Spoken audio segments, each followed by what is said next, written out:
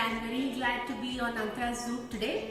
तो आज हम बनाने वाले हैं एक बहुत ही traditional Kumaoni dish, which was also new for me. So this is something which is made in our hometown in Halwani, my husband's family side, and it basically is a preparation of chickpeas, kala chana, and the interesting twist to it is uski jo gravy hai, that is also made with kala chana. As you can see, this is kala chana, which you must be familiar, Bengal gram or black chickpeas. So what we have to do is, I have taken 2 cups of kala chana and then thoroughly washed it, cleaned it, and then soaked it overnight. You can soak it for 8 to 10 hours also. And after the soaking period is over, what you have to do is, you have to divide the kala chana into 2 portions. So one portion, that is 1 cup, will be boiled, and the other 1 cup will be grinded and then made into this thick paste. So this paste has nothing but soaked kala chana which has been blended, and this is the one which has been boiled with a little salt and adequate amount of water. And after you finish boiling the kala chana, don't throw away the water.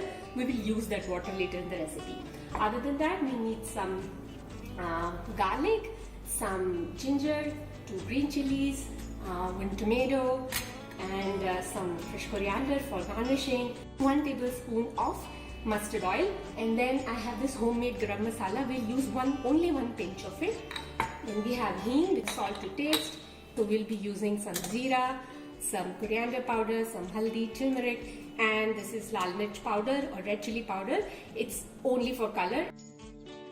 So we have now chopped the tomato, so it doesn't have to be very fine chopping, you can roughly chop it. And we have also roughly chopped the ginger and the garlic, and also chopped the green chilies, and we'll roughly pound it in this pestle and mortar. So now we have taken the oil in this kadai. I don't have a kadai, so I'm using this wok. And then once the oil is hot, we add cumin, asafoetida, and then pounding of the ginger garlic. See how's the texture? Immediately we put in our green chilies. Once you add the green chilies, it will start fluttering. Give it a good mix. We don't want to brown it. The intention is not to brown it. There's a nice smell of mustard oil, and that's why I insist on using mustard oil, but feel free to not use it. And then we add the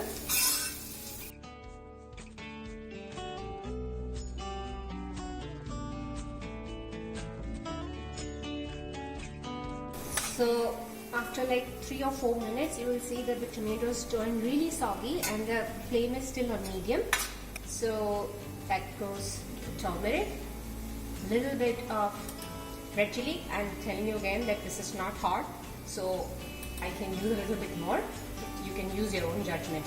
And then good heap spoons of dhania powder or coriander powder, and very little, like say 1/4, like a pinch, 2 pinches of cumin powder.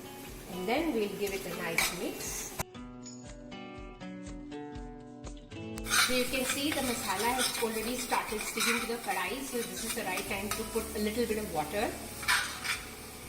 And now the hero of this dish, or rather heroine of this dish, will enter, which is our chana dal, that is the chickpea paste.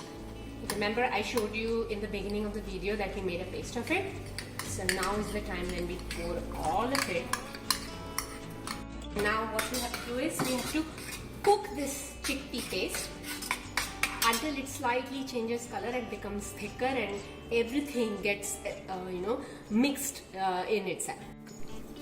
So you can see our chana dal, our chickpeas, basically the paste has assembled so well, and we are going to put that and then turn up the heat a little bit.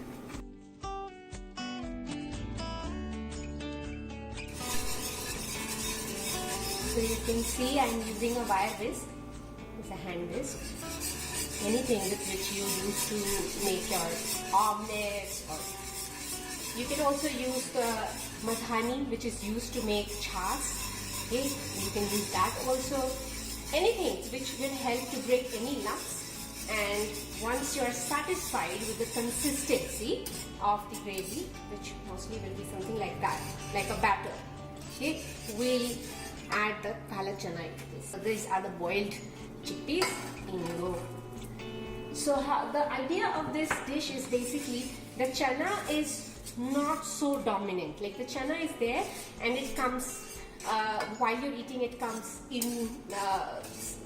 It comes and goes in your mouth, but the main thing is the gravy of the chickpea, and that's why it has a very interesting name. It's called charanchi.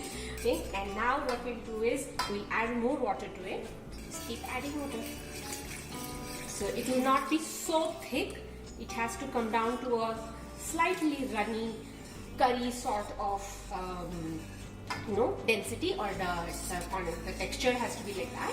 And then we will just put a cover on this kadhai and then let it simmer on its own for maybe 5 minutes. You can see the chickpea has been simmering on low flame for like 4 to 5 minutes. And when you open, if you can come closer, you will be able to see how it looks. So it has started bubbling away. And at this stage, I like to add like a small pinch of homemade garam masala. You can use store-bought garam masala also, no problem, but don't use a lot of it, just like a hint, just so that a whiff of the garam masala remains, but it's not the dominant flavor. And you would be wondering why I have not added salt until now. If you remember, I had used the water from the boiled chana, and that already had salt in it. So now we'll add a little bit more salt because we added water. So this is, of course, your judgment.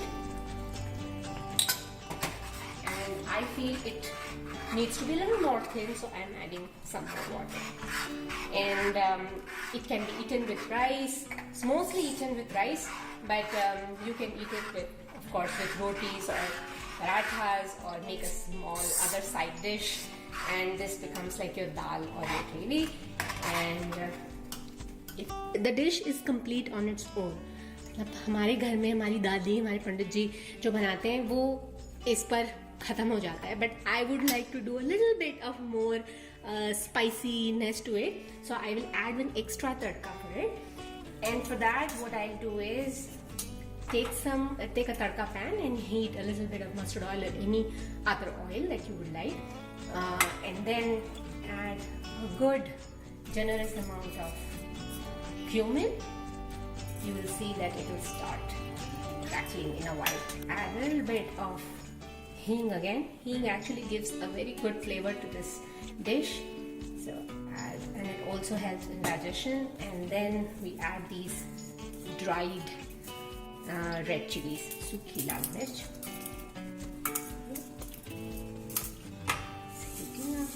You can add a pinch of red chili too. It will just give a good color. That's it. No spice. Okay, so you can hear the sizzling now, right? And then once it all crackles and ready, just pour the tadka.